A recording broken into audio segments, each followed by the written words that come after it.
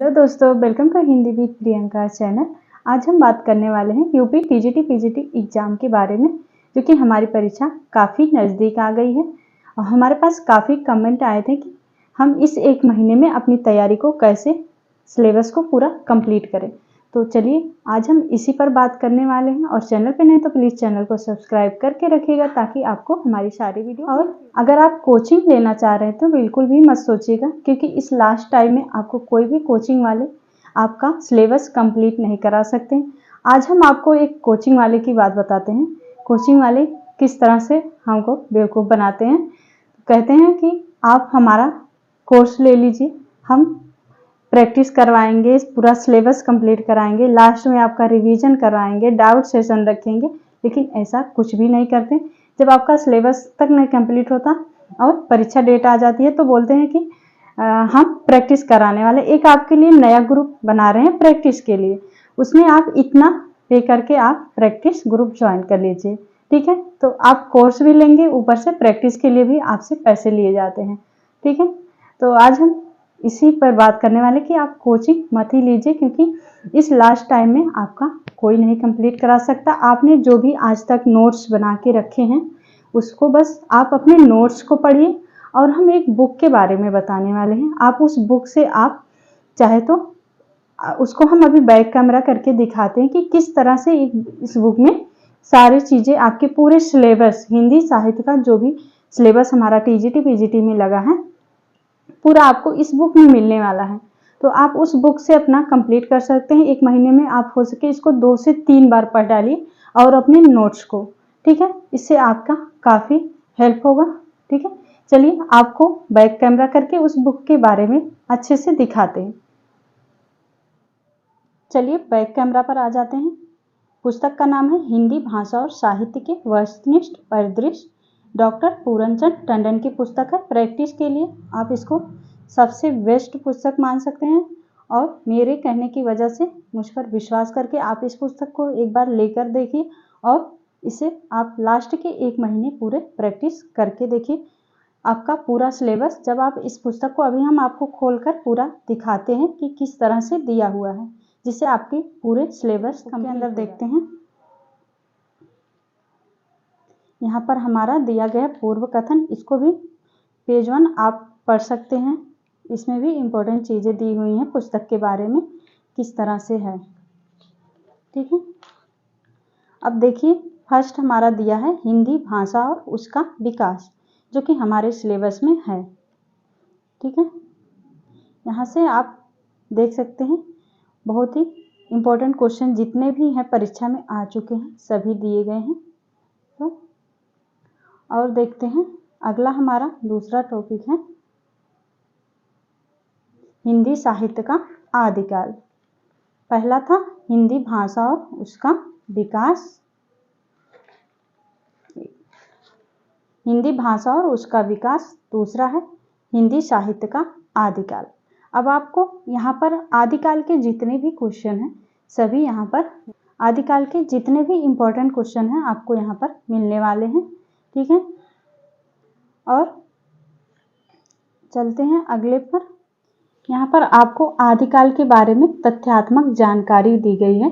एक जगह पर आपको सारी रचनाएं और उनके कवियों के नाम दिए गए हैं। अब तीसरा है हमारा हिंदी साहित्य का पूर्व मध्यकाल, यानी कि भक्ति काल। ठीक है, यहाँ पर हमारे भक्ति काल के क्वेश्चन दिए गए हैं।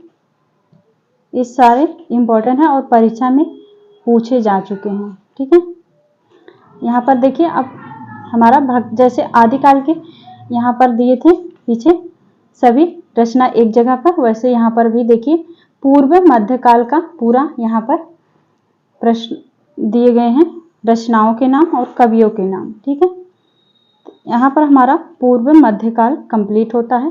पूरी भक्ति काल की पंक्तियाँ कवियों के अनुसार देखिए, कबीरदास की पंक्ति, जायसी की पंक्ति। ठीक है, तुलसीदास की, सूरदास की, सबकी पंक्ति आपको एक जगह पर मिल जाती है। अन्य कवियों की पंक्ति भी एक जगह पर है। उसके बाद अगला है हमारा 4 नंबर हिंदी साहित्य का उत्तर मध्यकाल, यानी कि रीतिकाल।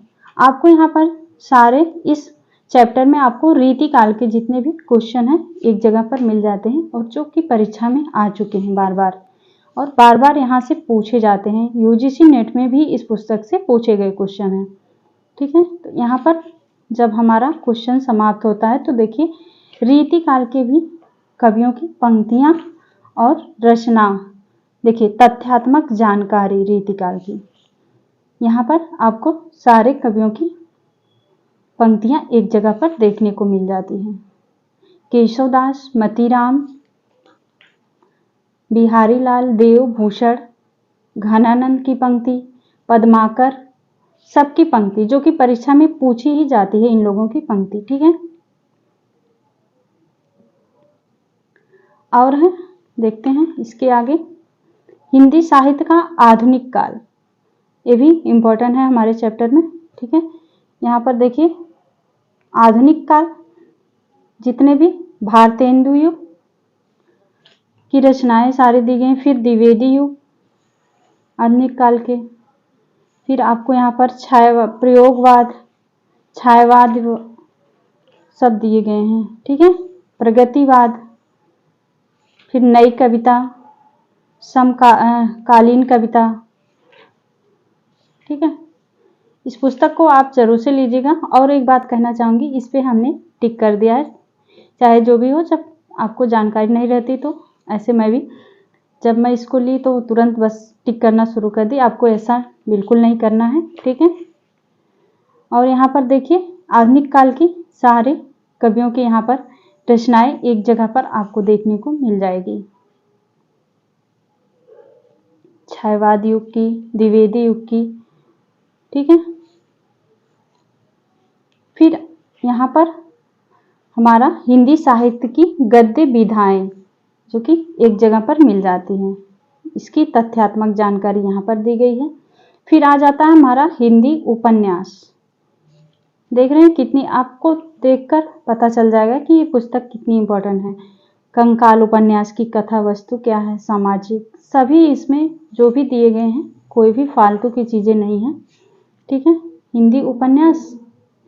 उसके बाद आ जाता है फिर उपन्यास, समकालीन हिंदी उपन्यास, सभी बहुत ही अच्छे ढंग से दिए गए हैं इसमें।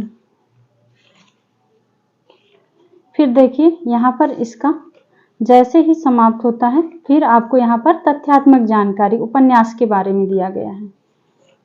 फिर आ जाता है हमारा हिंदी कहानी, यहाँ से भी हमारे परीक्षा में पूछे जाते हैं क्वेश्चन कहानी से, तो आपको इम्पोर्टेंट जो भी परीक्षा में आ चुके हैं सारे इसमें आपको एक जगह पर मिल जाते हैं। फिर जैसे हमारा एक कहानी वाला चैप्टर समाप्त होता है, यहाँ पर फिर हमें तथ्यात्मक जानकारी मिल जाती है सभी का एक जगह पर।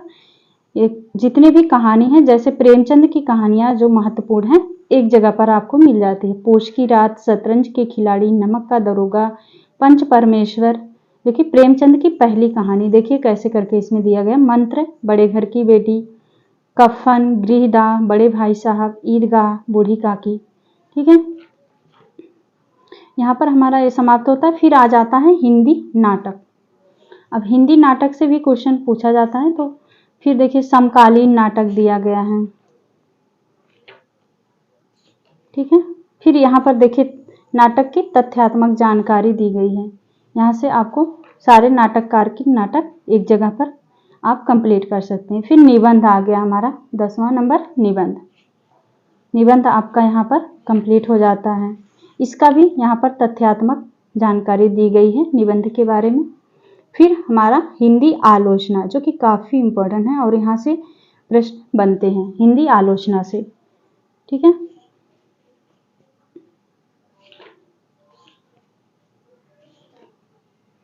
इसकी भी देखिए तथ्यात्मक जानकारी, सारे जितने भी चैप्टर हैं सबको आप एक जगह पर कंप्लीट कर सकते हैं। फिर अन्य गद्य विधाएं,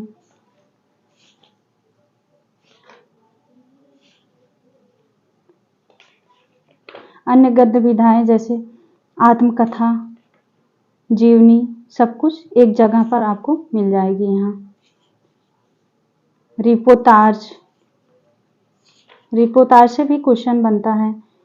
फिर आपको यहाँ पर देखिए इंटरव्यू विधा, और क्या है,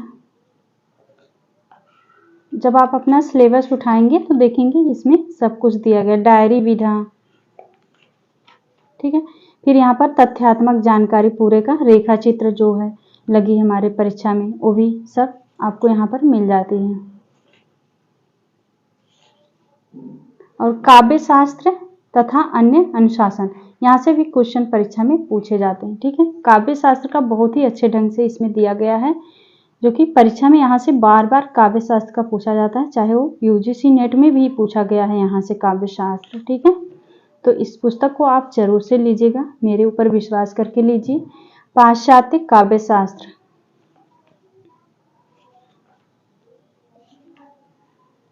फिर देखिए यहाँ पर अलंकार दिया गया है, अलंकार के बारे में भी आप यहाँ से अलंकारों को भी अपना कंप्लीट कर सकते हैं। फिर पाश्चात्य काव्य शास्त्र दिया गया है, ठीक है। फिर प्रमुख रचनाएं एवं प्रकाशन एक जगह पर दिया गया है, जो कि इम्पोर्टेंट है। अब देखिए यहाँ पर साहित्य अकादमी पुरस्कार के भी बारे में दिया गया है अच्छे से, जितने भी साहित्य अकादमी पुरस्कार पाए हैं, व्यास सम्मान के बारे में, फिर पद्म भूषण पुरस्कार, जयश्री सम्मान, ठीक है, रामचंद्र शुक्ल पुरस्कार, प्रेमचंद, सारे जितने भी हैं सब सीरियल वाइज हमारे यहाँ पर लगे हैं।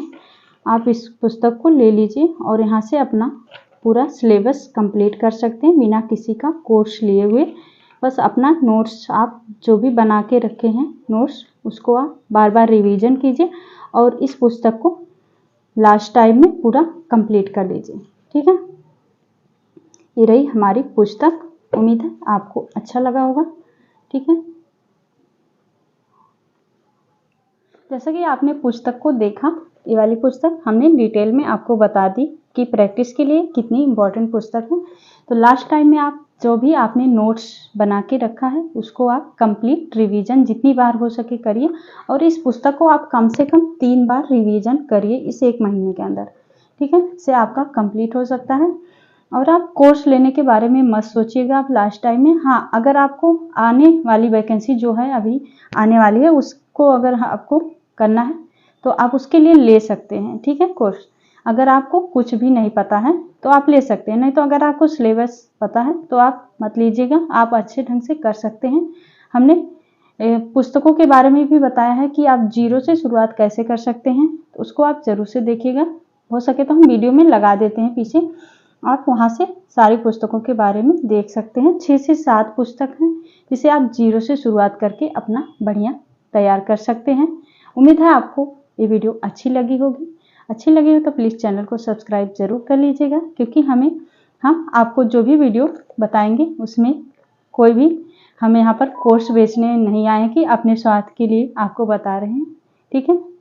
बस एक सही गाइडेंस के लिए आपको बता रहे हैं कि आप किस तरह ढंग से अपना अच्छा बेहतर कर सकते हैं बिना किसी कोर्स को लिए, ठीक है। क्योंकि आपको पता ही कि कोर्स वाले किस तरह से सबको फंसाते हैं, कहेंगे कि हम ये वाला आपको पूरा कंप्लीट करा के देंगे, नोट्स प्रोवाइड कराएंगे और प्रैक्टिस आपको लास्ट में कराएंगे। फिर लास्ट तक जाते जाते आपको बोलेंगे कि हम प्रैक्टिस के लिए एक नया बैच ज्वाइन कर रहे हैं, आप उसमें ज्वाइन हो जाइए, इसके लिए आपको पैसा देने पड़ेंगे, ठीक है। तो ऐसे हैं कोचिंग वाले, इसलिए आप अपना खुद से करिए, अच्छा करिए। किताबों के बारे में हमने बताया है 6 से 7 पुस्तक हैं। अगर आप आने वाली भर्ती के लिए कर रहे हैं तो आप उन पुस्तकों का यूज कर सकते हैं, और अगर आप इस जो अभी 1 महीने में होने वाली है इसके लिए आप बस सिर्फ आप अपना नोट्स पढ़िए जो भी बना के रखे हैं, और आप इस प्रैक्टिस बुक को 2 से 3 बार पढ़ लीजिए, आपका कंप्लीट हो जाएगा। मिलते हैं नेक्स्ट वीडियो में। वीडियो आपको कैसी लगी कमेंट करके ज़रूर बताइएगा, ठीक है। और चैनल को सब्सक्राइब कर लीजिएगा ताकि आपको हर वीडियो मिलती रहे। अगर आप 0 से तैयारी करना चाह रहे हैं तो ये वीडियो आपके लिए काफ़ी हेल्पफुल हो सकता है। तो चलिए शुरू करते हैं। और वीडियो शुरू करने से पहले हम आपको बता देना चाहते हैं कि इस वीडियो से हमारा कोई 1 भी % का इसमें स्वार्थ नहीं है। हम बस आपको सही मार्गदर्शन के लिए बता रहे हैं कि आपके लिए कौन सी किताबें बेहतर हो सकती हैं, जिसे आप बिना कोर्स लिए किसी का कोचिंग ज्वाइन किए खुद से पढ़ के और वीडियो को लास्ट तक जरूर देखिएगा, आपको काफी हेल्प मिल सकता है इस वीडियो से। तो चलिए शुरू करते हैं। और चैनल पर नहीं तो प्लीज चैनल को सब्सक्राइब जरूर कर लीजिएगा ताकि आपको हर वीडियो मिलती रहे। शुरू करते हैं। शुरुआत अगर आपने अभी तक कुछ भी नहीं पढ़ा है तो सबसे पहले एक पुस्तक है जो कि आप इस पुस्तक से सबसे पहले शुरुआत इसी पुस्तक से आप करें, हिंदी साहित्य का सरल इतिहास। ठीक है, विश्वनाथ त्रिपाठी का पुस्तक है हिंदी साहित्य का सरल इतिहास। काफी सरल भाषा में आपको यहाँ से हिंदी साहित्य के इतिहास के बारे में सभी महत्वपूर्ण चीजें पता चल सकती हैं। एक कह सकते हैं कि एक शॉर्ट नोट्स की तरह आपको इस पुस्तक में देखने को मिलने वाले हैं। इस पुस्तक को आप जरूर से लीजिएगा। ठीक है, शुरुआत आप पुस्तक है हमारी आचार्य रामचंद्र शुक्ल का हिंदी साहित्य का इतिहास। ठीक है, जो कि परीक्षा की दृष्टि से काफी महत्वपूर्ण है और चाहे जो भी परीक्षा हो हिंदी की, इस पुस्तक से पूछा ही जाना है क्वेश्चन। इसको आप जरूर से लीजिए। इसको आप अगर पूरा पढ़ सकते हैं तो पूरा पढ़िए पुस्तक को, जितना 1 से 2 बार जरूर। पाश्चात्य काव्य शास्त्र हिंदी आलोचना, डॉक्टर रामचंद्र तिवारी की पुस्तक है। अगली पुस्तक है हमारी आधुनिक हिंदी साहित्य का इतिहास, बच्चन सिंह की पुस्तक है आधुनिक हिंदी साहित्य का इतिहास। ये भी परीक्षा में काफी पूछा जाता है इस पुस्तक से, बच्चन सिंह से और आचार्य रामचंद्र शुक्ल से। काफी पुस्तक है हमारी हिंदी साहित्य का इतिहास, डॉक्टर नगेन और डॉक्टर हरदयाल का है। ठीक है, ये भी पुस्तक आप इसको मोटी समझ के घबराइएगा मत। इसमें से आप रीतिकाल हो सके तो रीतिकाल कंप्लीट कर लीजिए, अच्छे से आपका हो जाएगा। करते हैं कि व्याकरण कौन सी पुस्तक से पढ़ें कि जिससे हमारा व्याकरण तैयार हो, क्योंकि परीक्षा में व्याकरण काफी महत्वपूर्ण होता है। अगर आप अच्छे से पुस्तक को बिना पढ़े आप व्याकरण नहीं सही कर सकते। व्याकरण की व्याकरण और रचना डॉक्टर वासुदेव नंदन प्रसाद की पुस्तक है। व्याकरण की दृष्टि से एक काफी अच्छी पुस्तक है और यहाँ से आपको क्वेश्चन हूबहू इसी पुस्तक से मिलेंगे। ठीक है, अब बात करते हैं, एक पुस्तक है हमारे सभी के मन में होता है कि हम क्वेश्चन को कहाँ से करें, कि आपको क्वेश्चन सभी आदिकाल, भक्तिकाल, रीतिकाल, आधुनिक काल सब जितने भी हैं, छायावाद, द्विवेदी युग, सभी आपको यहाँ से। अगला है हमारा कि हम प्रीवियस ईयर कहाँ से कंप्लीट करें अपना। प्रीवियस ईयर के लिए आप कौन सी पुस्तक लें? सबसे अच्छी पुस्तक हम बताते हैं आपको, यूथ पब्लिकेशन की पुस्तक है। ठीक है, यूथ पब्लिकेशन जो कि काफी महत्वपूर्ण है, यूथ की पुस्तक। इसको आप यहाँ से आप व्याख्या के साथ आपको यूथ वाले पुस्तक में दिया हुआ है, से आप एक क्वेश्चन से 4-5 क्वेश्चन पढ़ सकते हैं। और सिर्फ क्वेश्चन मत लगाएगा, आप जहाँ हो सके तो व्याख्या के साथ देखिएगा, जिससे आपके कई क्वेश्चन कंप्लीट हो सकते हैं। ठीक है, तो यहाँ पर हमने 7 महत्वपूर्ण किताबें बताई आपको। उम्मीद है आपको अच्छा लगा होगा और आपको काफी हेल्प मिलेगा परीक्षा में इन पुस्तकों से, अगर आप 0 से तैयारी करना शुरू कर रहे हैं तो। ठीक है, तो कमेंट करके जरूर बताइएगा कि आपको ये पुस्तक कैसी लगी। ठीक है, मिलते हैं नेक्स्ट वीडियो में, तब तक के लिए बहुत बहुत धन्यवाद दोस्तों।